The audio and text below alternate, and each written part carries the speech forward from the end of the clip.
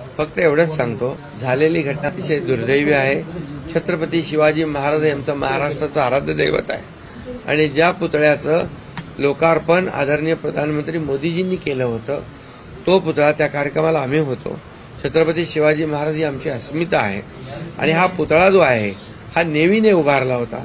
त्याचं complete design नेव्हीने तयार केलं होतं आणि मी कलेक्टरशी बोलल्यानंतर त्यांनी मला सांगितलं 45 किलोमीटर पर आवर अशा प्रकारचा वारा, सुसाट्याचा वारा जो वोग होता आणि त्या याच्यामध्ये पुतळ्याचं नुकसान झालेलं आहे.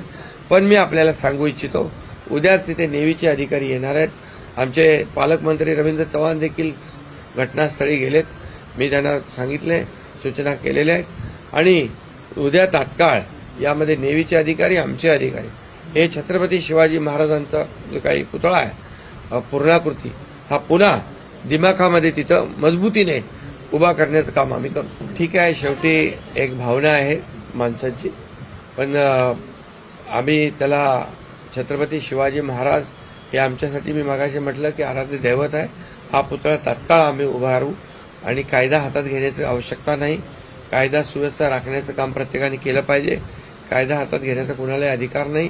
या राज्यामध्ये शांतता आणि सुव्यवस्था राहिली पाहिजे, यासाठी सर्वांनी सहकार्य करण्याची आवश्यकता आहे.